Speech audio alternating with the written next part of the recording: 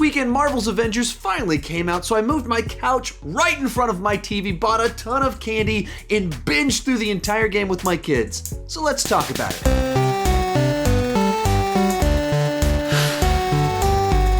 4 years after a horrible accident caused the Avengers to break up, the team is reassembled to rescue the newly appearing Inhumans from an evil plot. Now, I'm not normally the best at keeping track of what games are coming out when, but this is one game that I was paying close attention to. I pre-ordered it, I played through the beta, and now I've played through the entire game.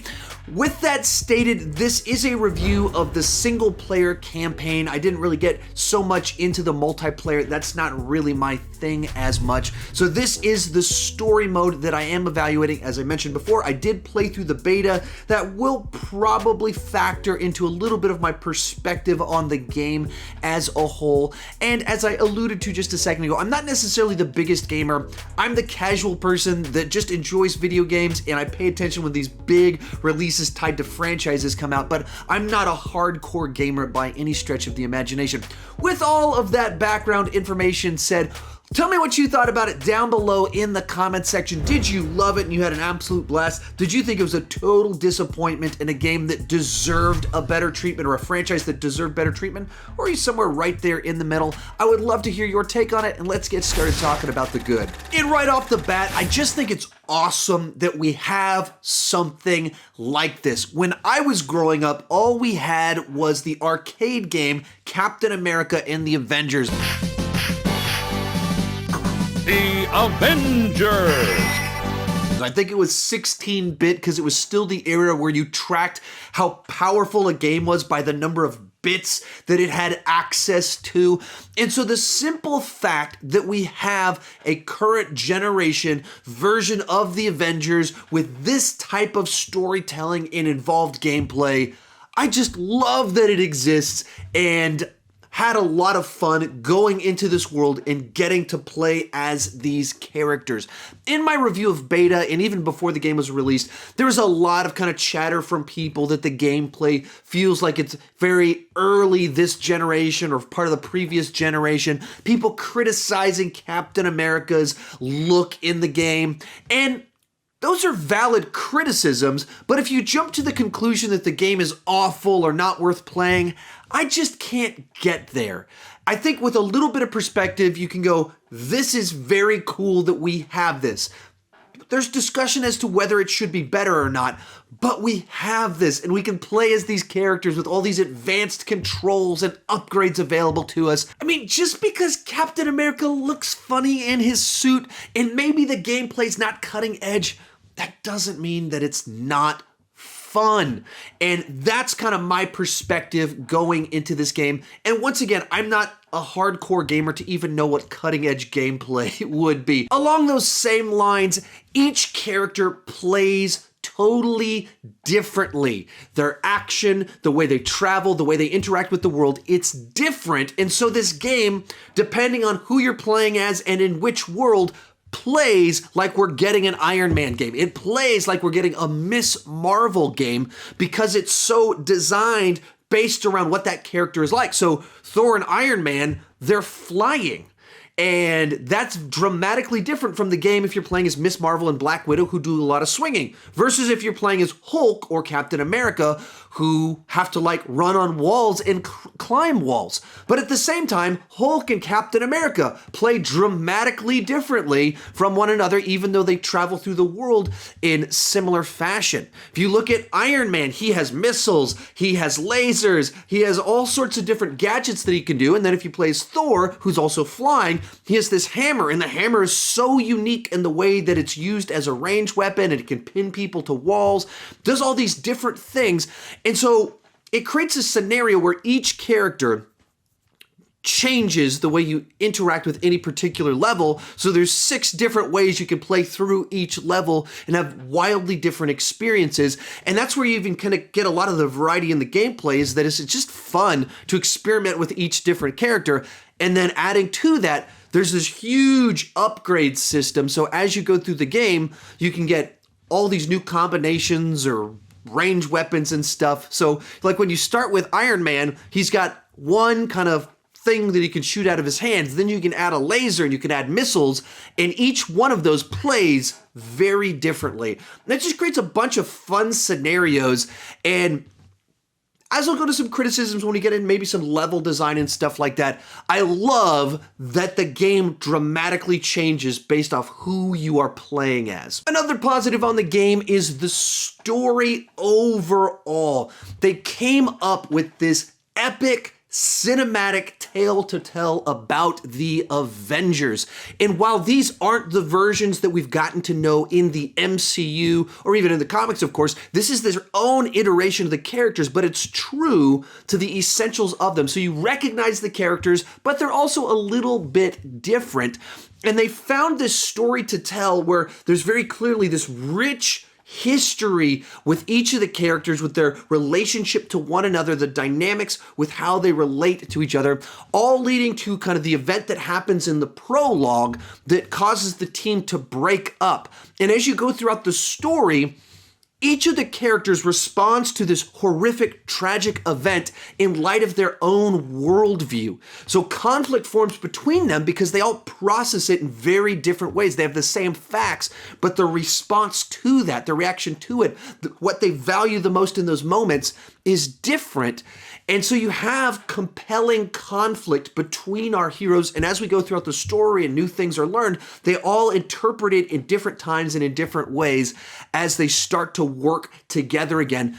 And it just makes for a great story that you could see how this would, if they decided to, or in an alternate world decided to make this into a film, it could play in that fashion because it has rich characters, deep relationships, and authentic conflict beyond just the supervillain out in the world. You also have just the dynamic between the characters that's compelling.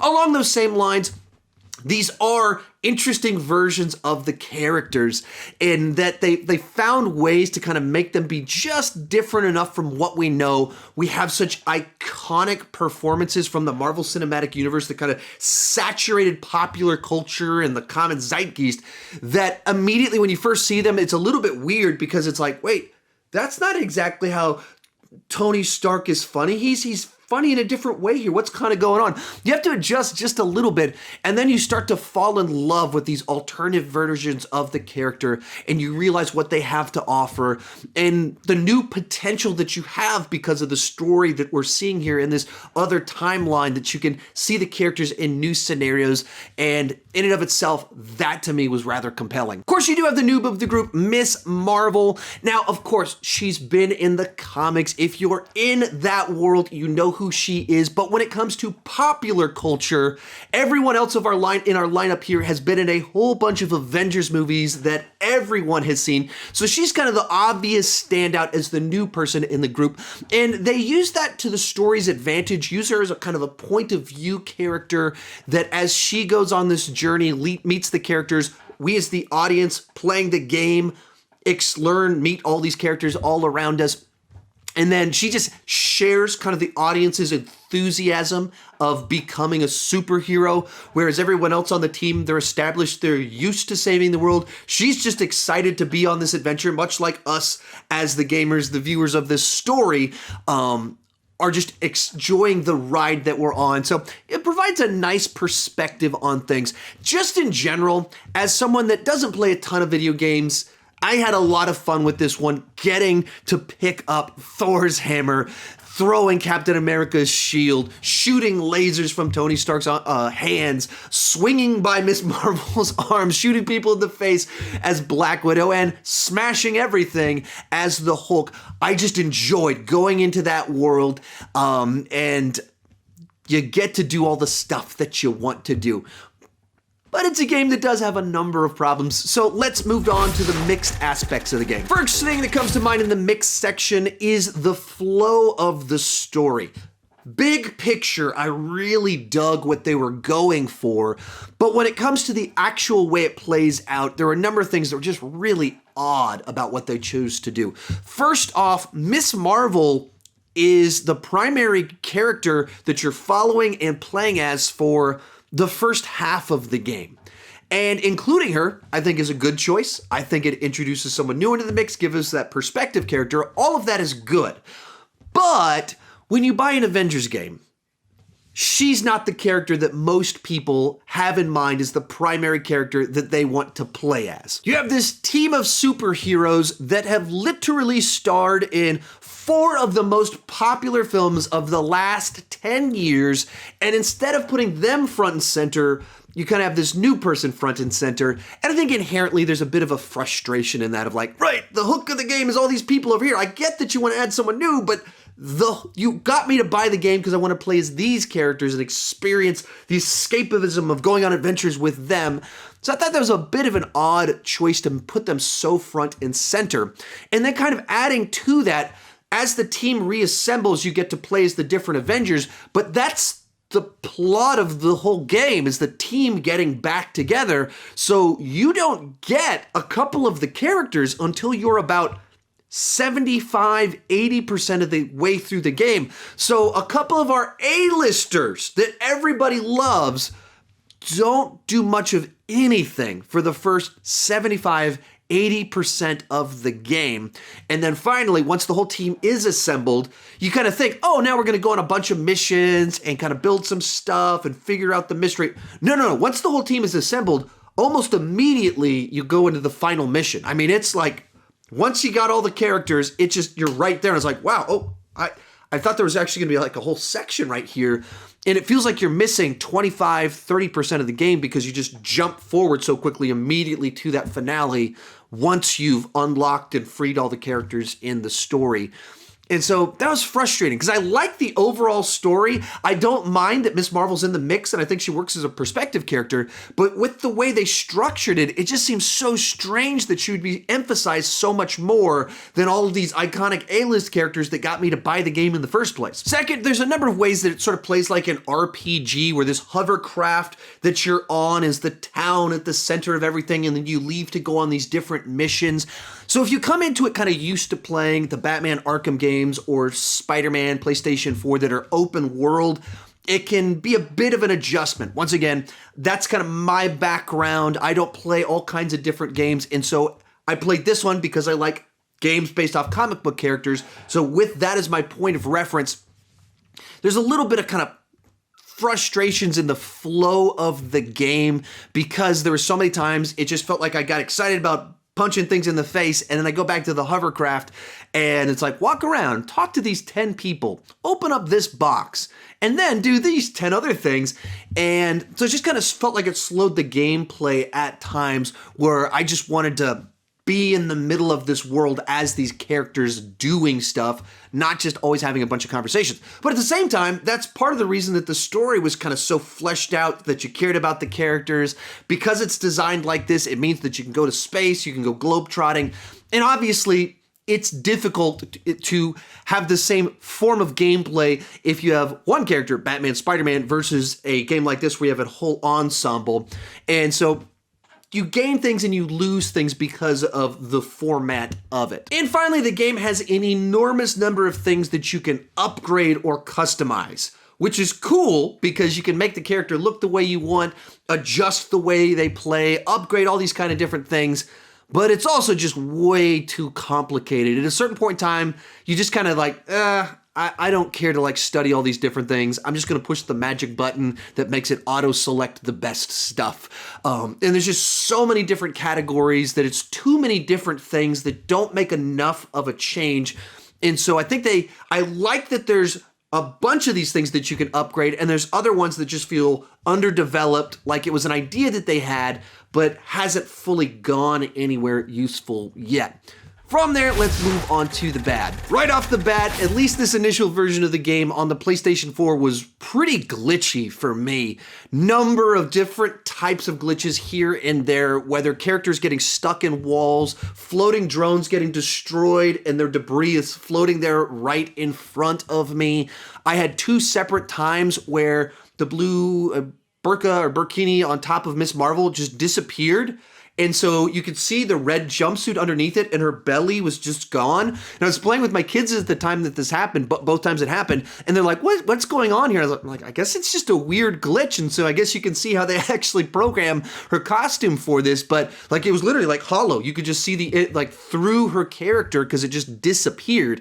There's another time that I got in a weird loop to where it loaded the wrong character during a story section. And so while I was on the hovercraft, I couldn't talk to the person I needed to talk to open up the next level because it had loaded up Miss Marvel and was supposed to be Black Widow. So it took me a while to figure out I tried all these different things to change the character and they didn't work because it was stuck. And so I had to like exit, reopen the game, and then it reset and I got the right character.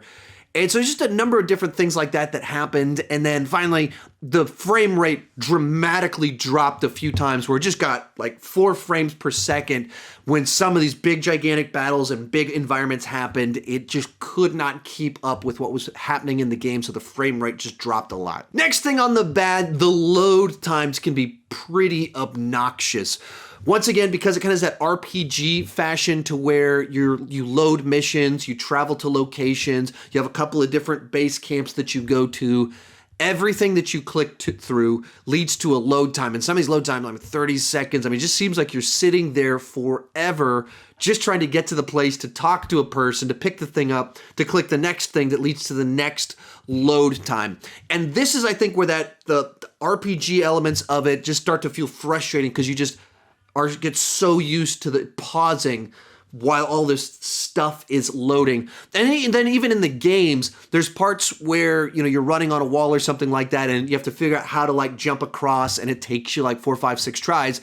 Every time you die, you get this load screen. It just sits there for 30 seconds as you just go back 5 seconds in time in the game.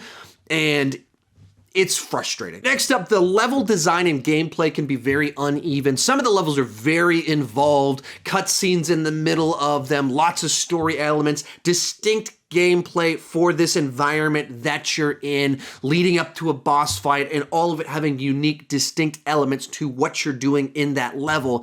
And then there's also a good bit of stretches where it just feels like you're playing these levels that are designed for the multiplayer, in which case you land at a location, you have to fight your way into a building, you go in an elevator, it takes you to a level where either you have to stand on platforms while Jarvis hacks something, or you have to blow up 4 things while trying to survive, and then once you've done either stand on the platforms or blown the 4 things up, you have to clear the area and the level's over. Just felt like that happened a whole lot in the middle section of this game. And if you're doing it multiplayer, I bet that's a little bit more fun and, that camaraderie with other people. But when you're doing a single player, you just start to feel very quickly the limitations of kind of the way they designed this to incorporate multiplayer into the main campaign at the same time. And I wish there wasn't so much of that. And in the main campaign, they'd had more of these built out big levels. Because there were definitely times where I was just like, man, this is getting a bit old. And finally, the game can feel short and in other ways kind of small. Maybe some of this is because I played the beta, and so that introduces you to a large chunk of the game before you go into the main section, but also simply because as soon as your team is assembled, almost immediately you go into the final section of the game. That just makes it feel like, wait a minute, what? Are we just missing a whole act? Shouldn't the team be together trying to put everything shouldn't there be something right here? So it just felt so rushed. Likewise, the war table that you do where you select your missions, it's kind of a map of the whole world. And at least while I was playing it, there were only missions on 3 continents. And 2 of those continents only had 1 mission on it. And so you just have this huge map of the world with almost no missions on it. So it just makes it feel small. It emphasizes all the things you're not doing and how similar some of the levels are, as opposed to making you feel how big it is. Now, maybe this will be resolved with different upgrades and as they flesh things out, but as kind of a launch thing between the way the story flows and then the way that map looks, it makes it seem kind of small. Real quick before I give you my final score on this one, be sure to let me know what you thought down below in the comment section. Seems like people kind of fall into 2 paths. Either like, hey, it's flawed, but it's just a lot of fun to play as these characters. That's definitely where I'm at. Or there's other people that just see all the limitations of the gameplay and they're frustrated that such an iconic property didn't get a more cutting edge game. Where do you fall? Let me know in the comment section. Also, I've done a number of video game reviews before. Marvel Ultimate Alliance 3, Spider-Man PlayStation 4, Star Wars Jedi Fallen Order last year. You can check those out right up here. There's also a video with my top 10 favorite video games of all time. If you enjoy my content and you want to hear me talking about more video games, please check out that playlist right there. As someone that enjoys video games but isn't the biggest gamer, I had a lot of fun with this game. At the same time, it's very easy to see how there was a better game out there if they had just spent a little bit more time, had a better plan, streamlined what they were trying to do a little bit more, and kind of fixed a couple of those rough edges. I think there was something excellent out there that they could have given us, and instead, this is just a very good, fun game, and I'm glad that I'm able to play as these characters. If I were to give you a recommendation, I'd say it is definitely worth playing and buying, but probably wait till the price drops just a little bit or they work out a few kinks. Be sure to check out that playlist right over there where I do some other video game reviews. Thank you so much for watching, and keep talking movies and video games too much.